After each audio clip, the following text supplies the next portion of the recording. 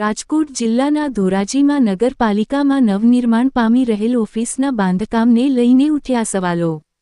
ધોરાજી નગરપાલિકા દ્વારાના પટાંગણમાં જ નવી ઓફિસનું થઈ રહ્યું છે નિર્માણ। ખાનગી કોન્ટ્રાક્ટરને આપવામાં આવ્યું છે કોન્ટ્રાક્ટ સૂત્રો। કોન્ટ્રાક્ટર દ્વારા નબળી ગુણવત્તાવાળું મટીરીયલ વાપરવામાં આવતું હોવાનું સ્થાનિકોનું આક્ષેપ। બાંધકામમાં ઉપયોગમાં લેવાતી સામગ્રી નબળી ગુણવત્તાવાળી વાપરવામાં આવતી હોવાની પણ ફરિયાદો ઉઠી।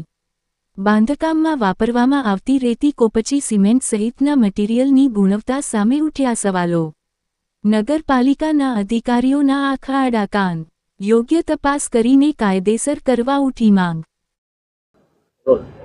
મારું નામ સલીમ મોગલ।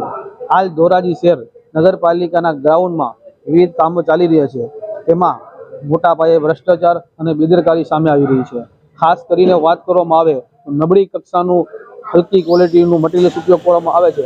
ખાસ કરીને વાત કરીએ કે રેતી, તો રેતીની અંદર માટી અને ધૂળ હોય, જેને કારણે બનાવવામાં આવતું પ્લાસ્ટર હોય, સ્લેબ હોય કે નબળી ક્વોલિટીનું બનશે અને એનું કારણે ભ્રષ્ટાચાર સ્પષ્ટપણે દેખાય છે। ત્યારે જવાબદાર અધિકારીઓ અને ચૂંટાયેલા જનપ્રતિનિધિઓ મૂંગા મોઢે સ્પષ્ટ જોઈ રહ્યા હોય એવું સ્પષ્ટપણે લાગી રહ્યું છે।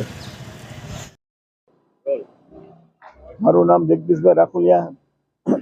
ધોરાજી નગરપાલિકામાં અત્યારે જે કામ ચાલી રહ્યું છે એમાં અતિ ગુણવત્તા વગરની વસ્તુ બધી વપરાય છે। જે લોખંડ જે વાપરવાના હોય એ લોખંડમાં નથી વપરાતું, સિમેન્ટ બી નબળો, વેલા હાવ નબળા। તમે જુઓ તો રેતી છે, રેતીમાં જેમ કાપ આવે એમ બધી વસ્તુ નબળી બને। એનું કારણ છે કે જે ધૂળ હોય ને, ધૂળ એને હિસાબે અસહ્ય તમારા સ્લેબ ટકે નહીં અને બધી મટીરિયલ તમે સારું વાપર્યું હોય કદાચ ઇનકેસ તો પણ રેતી નબળી હોય એટલે તમારું આમ બધું નબળું થાય।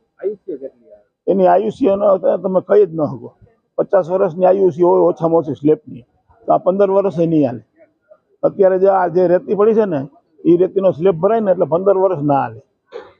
અધિકારીની અંડરમાં કામ ચાલુ છે તો શું કે છે? હવે તો અત્યારે તો પદાધિકારી આવી ગયા ને, અધિકારીઓ વહીવટ કરતા હોય અધિકારીઓ। અત્યારે તો પદાધિકારીઓ છે, અત્યારે તો પદાધિકારીઓની જવાબદારી હોય। અત્યારે જે કામ ચાલી રહ્યા છે એમાં હવે તો પદાધિકારીઓ માથે દેખરેખ રાખી શકે છે અને રાખવી જોઈએ, રાખતા નથી। ચિરાગ વોરા। નગરપાલિકાની અંદર ગ્રાઉન્ડમાં જે અત્યારે નવા કામ થઈ રહ્યા છે એ નિયમ મુજબ નથી થઈ રહ્યા। એમાં સંપૂર્ણપણે ભ્રષ્ટાચાર થઈ રહ્યો એવું લાગે છે। જે કાંઈ મટીરિયલ વાપરવામાં આવે છે એ મટીરિયલ ખૂબ જ નબળી ગુણવત્તાવાળું હોય એવું સ્પષ્ટ લાગી રહ્યું છે। અધિકારીઓ આવે છે, જોવે છે, પણ ચેમ્બરમાં બેસીને વહી જાય છે, આંખાડા કાન કરતા હોય એવું સ્પષ્ટ લાગી રહ્યું છે। મટીરિયલ ખૂબ જ નબળું વાપરવામાં આવે છે।